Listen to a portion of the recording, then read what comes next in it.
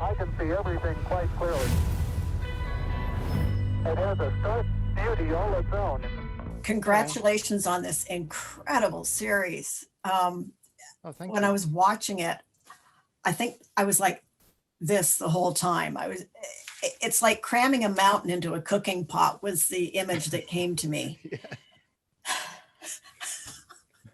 Just thinking about it now, it's so startling, all the information that you have, how long time is, for instance. So tell me why you got into this field. Well, it's yeah, as you saw, the series is what I'd call a cosmology series, which is sort of about the origin and evolution of the universe, and I've made them before, and so the challenge is always to find a different way of telling those stories, because as you said, that they are the most challenging stories.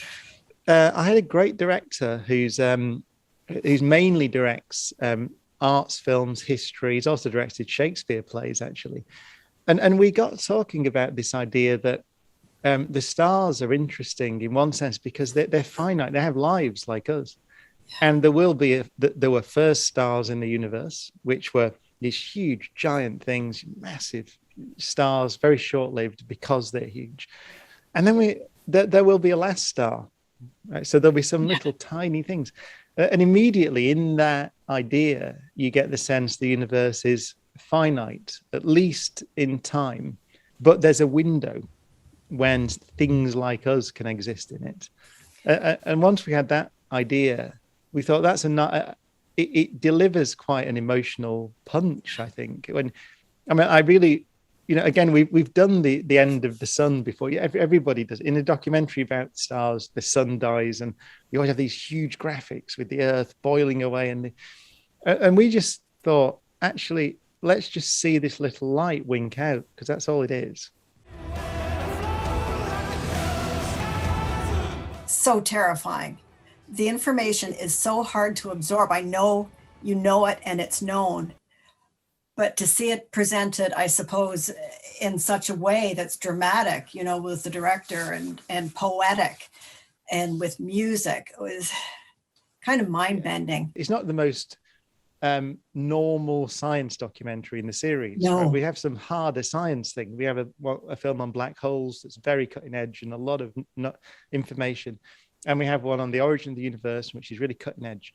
But that film, I love it because it is more of a, we ended up thinking of it like a hymn almost. It's almost a hymn to stars. It's almost, there's a religiosity to the film. I mean, we had this idea, I think I say it in the film, but we had this idea that stars are, by some definition, they're gods, right? Because they're the creators and destroyers of worlds, but they're mortal. They have a lifetime, and one day, as I say in the film, they'll be gone. And it was interesting that some people completely missed that layer.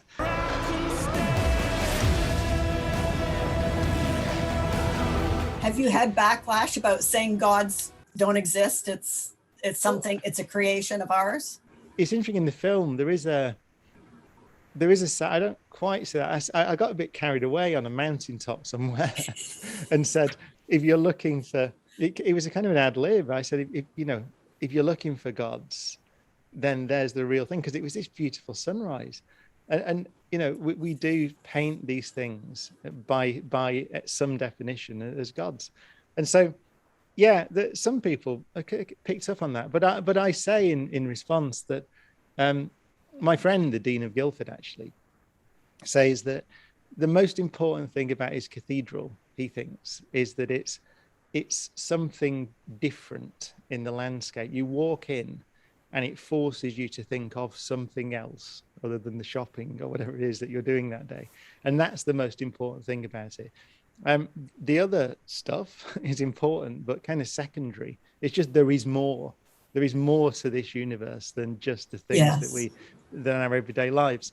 And so we agree profoundly on that. So I think that's what I hope these films do. They just say there's more to it, and it's a beautiful thing that we're part of. And likely we're very rare and fragile things in this universe. You're doing a worldwide arena tour with special effects and music, and you're very compelling speaking. And I wonder, and coming to Canada, and I wonder what people will take away besides being absolutely dazed with knowledge.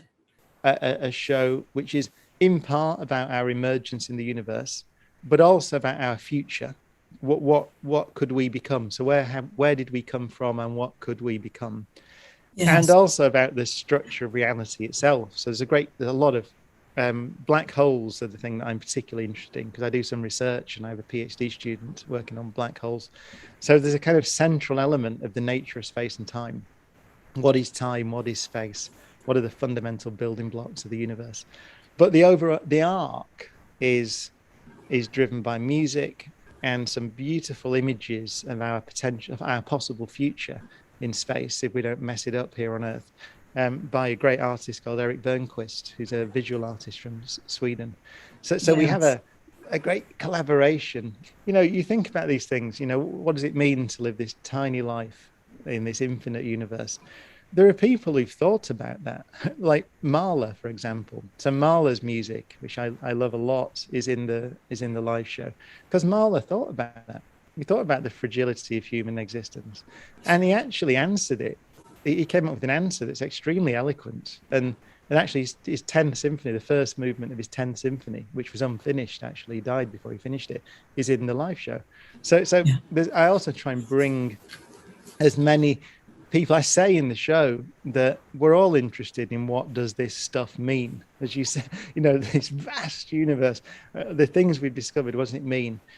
And I point out that you won't find meaning through the eyepiece of a telescope, but you need the whole armory of the human intellect and culture to answer it, right? But I'm not going to answer it. You know, you can't say to a physicist, what's the meaning of life? Well, the physicist isn't going to know.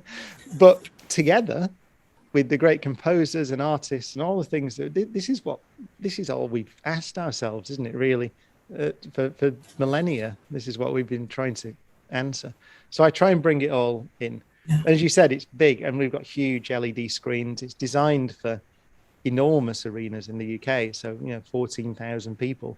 So the graphics and the music are prepared for. There's even a version we're trying to put together with an orchestra, with the full orchestra. So we're just going to do it with a symphony orchestra. So the whole thing is designed to be massive.